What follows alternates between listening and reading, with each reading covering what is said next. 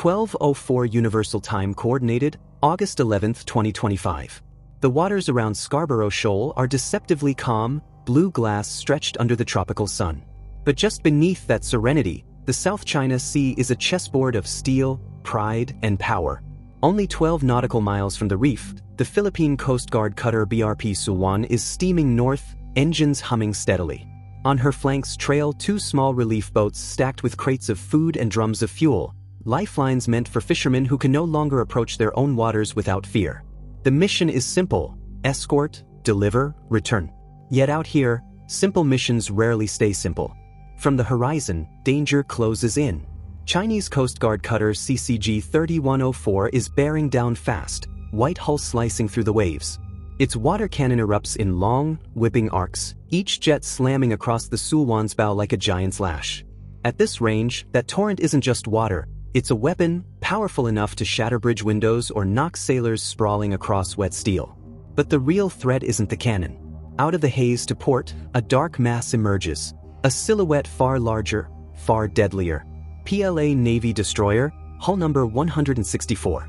A Luoyang 3 class guided missile destroyer, bristling with launch cells and radar arrays, built for naval warfare, not harassment duty. Yet here it is, cutting across contested waters at speed. Now the sea narrows. The Suwan, the Chinese cutter, and the destroyer are racing toward a shrinking triangle of open water. The cutter's skipper throws his wheel hard, intent on blocking the Philippine patrol ship. The destroyer, steady and unaware of the reckless intercept unfolding, plows ahead. Two ships. One collision path. Seconds to impact. Out here, there's no referee, no umpire to blow the whistle. Just steel, momentum, and men making split-second choices. And in these disputed waters, every misstep carries consequences far beyond the spray and the roar. Scarborough Shoal may look like a necklace of shallow reefs wrapped in turquoise water, but in reality, it's a powder keg of sovereignty. On paper, it lies well inside the Philippines' exclusive economic zone, just 124 nautical miles off Luzon. Under the United Nations Convention on the Law of the Sea, that makes it Philippine territory. In practice, it's something else entirely. In 2012, Chinese vessels seized control of the shoal and never let go. Since then, Beijing has tightened its grip with rotating patrols, Coast Guard cutters, swarms of maritime militia boats, and when they want to hammer a point home, frontline Navy warships. Every Philippine vessel that dares to approach is shadowed, challenged, sometimes rammed or blinded with lasers. It is a gray zone battlefield where law and force blur into one. On August 11th, the Suwan's assignment was straightforward: escort two relief craft, reach fishing grounds, offload supplies, head home. Yet every mile closer to Scarborough meant crossing into Beijing's self-declared forbidden zone. And sure enough, the chase began. The Chinese cutter CCG 3104, a 1,500-ton steel hull powered by twin diesels, surged forward at nearly 20 knots. Spray burst white around her prow as she bore down on the smaller Philippine ship. The objective was clear: force the Suwan off course. And for that, the crew turned to their go-to tool, the water cannon.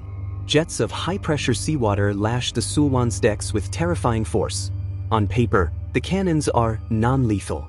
In reality, they can shatter antennas, smash open hatches, flood exposed compartments, or send unprepared sailors tumbling over the side. Every blast left the Philippine crew clinging to rails and ducking behind armored panels. But what made this engagement stand out was the cutter's maneuver. Instead of trailing from behind, the Chinese skipper swung his bow wide, angling across the Suwan's nose. It was a textbook interception move: cut across the adversary's path, box them in, and force them to yield. At this speed, though, the margin of error was razor thin. The Suwan's radio crackled with urgent calls, first in English, then in Mandarin. Chinese vessel, maintain safe distance. You are on collision course. No answer. Just the hiss of water cannons and the wail of the cutter's siren. Holding steady, the Suwan avoided any movement that could be twisted as aggressive. But then came the fatal miscalculation.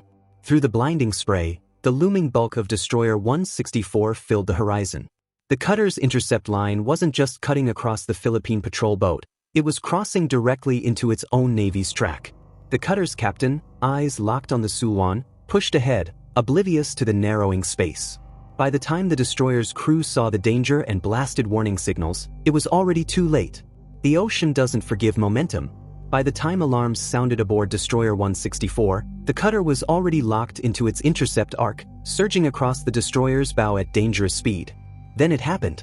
A thunderous boom rolled across the South China Sea, a metallic roar that seemed to tear the calm horizon in half. CCG 3104's bow smashed directly into the port side of its own destroyer. The impact wasn't a scrape, it was a full-body jolt.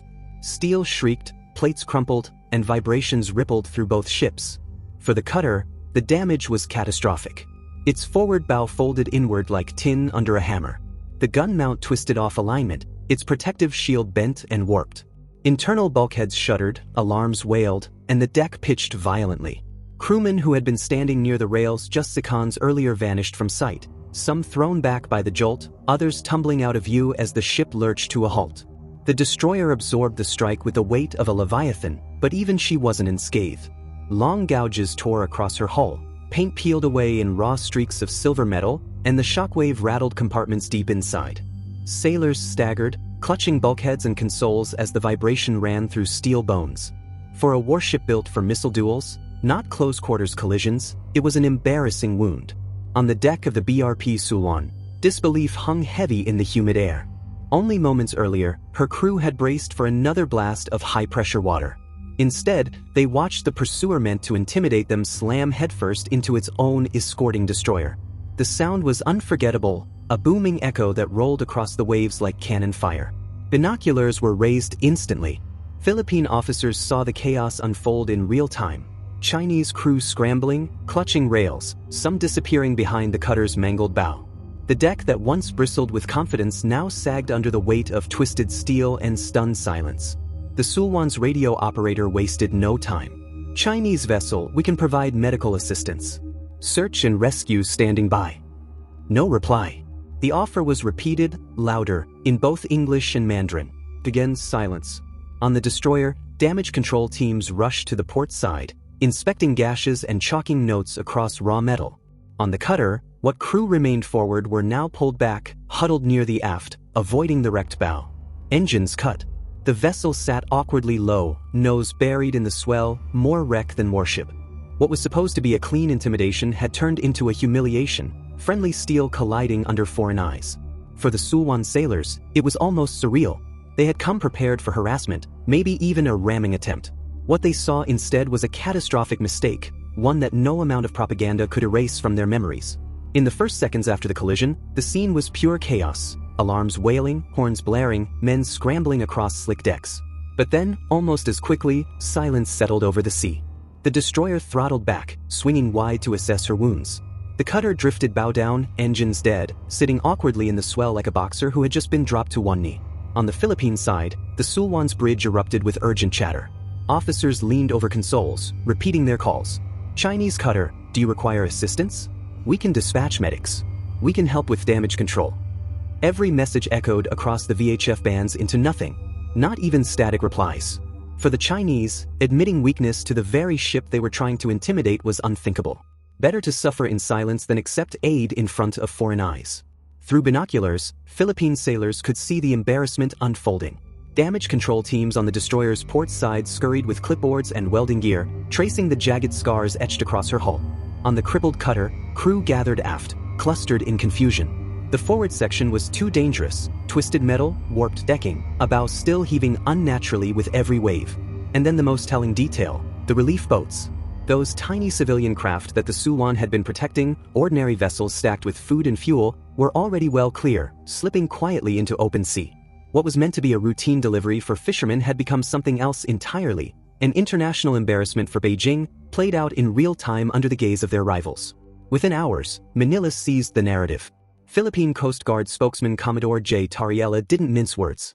He called the Chinese cutter's behavior atrocious and reckless, a violation not just of common sense but of COLREGs, the international rules designed to prevent exactly this kind of collision. His words cut deeper. "We offered help, medical, search and rescue. They refused. That refusal says everything." For the Philippines, the refusal wasn't just stubbornness, it was proof. Proof that Beijing would rather risk its sailors than admit fault. Proof that intimidation mattered more than safety. Proof that even in moments of crisis, saving face came first. Beijing's story was very different. The next day, Chinese Coast Guard spokesman Gan Yu released a bland statement acknowledging a maritime encounter, but carefully avoiding the word collision. Instead, he framed it as routine enforcement inside China's territorial waters. No mention of a crippled bow, no photographs of mangled steel. State media carried not a single image of CCG 3104's injuries. The contrast was stark. Manila emphasized recklessness, danger, and risk to lives. Beijing painted it as just another patrol. And in the middle of that divide sat the undeniable reality. Two Chinese ships had smashed into each other while trying to chase away a smaller Philippine patrol craft. President Ferdinand Marcos Jr. didn't hesitate. Standing at a press podium the following day, he declared, "We will not be deterred. These are our seas, our people, our duty. Philippine ships will continue to sail here, no matter the pressure." The message was clear. Scarborough wasn't just a reef, it was a line in the sand. Yet beyond the statements, one detail loomed larger than any press release: the silence. No joint investigation. No hotline call between navies. No acknowledgement from the destroyer's captain. In the South China Sea, silence can speak louder than words. And this silence told the world exactly how much face China had lost. Scarborough Shoal is more than a scatter of reefs in turquoise water. It's a symbol, a flashpoint in one of the most strategic waterways on Earth. The shoal lies well within the Philippines' 200 nautical mile exclusive economic zone, but China has maintained effective control since 2012. A 2016 UN arbitral tribunal ruled Beijing's claim invalid. Beijing dismissed it outright. On the water, rulings don't matter, steel does. Every Philippine patrol is a statement: we will not concede. Every Chinese interception is a counter-statement: we already own this ground. It is a cycle of defiance and enforcement, of gray zone tactics designed to project control without crossing into open war. And those tactics are no longer subtle. Over the years, Chinese cutters have shined lasers to blind Philippine sailors, rammed fishing boats, blocked resupply runs, and now, thanks to August 11th, even managed to cripple their own ship in pursuit of intimidation.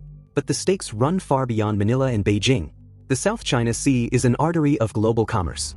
Over 60% of world maritime trade, oil tankers, bulk carriers, container giants, flows through these waters. That's $3.4 trillion in goods every single year. A clash here wouldn't just rattle two nations. It would shake markets, supply chains, and economies across the globe. The military dimension is just as alarming. China's web of artificial islands, bristling with radar arrays, missile batteries, and airstrips, has extended its reach deep into the South China Sea. Scarborough Shoal, if militarized, would push that reach dangerously close to the Philippine mainland. It would put Beijing's eyes and missiles just 124 nautical miles off Luzon's shore. And so, the August 11th collision is more than a freak accident. It's a warning. Even in the gray zone, where water cannons replace gunfire and ramming replaces missiles, steel can still meet steel. The line between intimidation and disaster is razor thin, and sometimes even allies under the same flag can collide. For Beijing, the incident will likely vanish into silence, buried in state media blackout. For Manila, it becomes part of a growing record, proof that every so-called routine patrol carries deadly risks. And for the sailors who stood on those decks, the memory will last forever. Out at sea, you don't forget the sound of steel crushing steel. The South China Sea has seen decades of near misses, jets buzzing cockpits, cutters crossing bows, fishing boats rammed under cover of night. But on August 11th, the danger turned inward, exposing the limits of even the most disciplined formations. So the question lingers: was this just a reckless accident born of overconfidence? Or was it an intimidation tactic that spiraled out of control? Drop your thoughts in the comments below. And if you want to go a step further and support the channel directly, consider joining the fleet. You'll get loyalty badges, priority replies, and help us bring more of these maritime stories to the surface. Thanks for watching. Hit like if you enjoyed this breakdown, subscribe if you haven't, and ring that bell so you never miss our next deep dive into the world's most dangerous flashpoints. Because out here on the water, it's not the size of the ship that matters. It's who holds their course when the waves close in.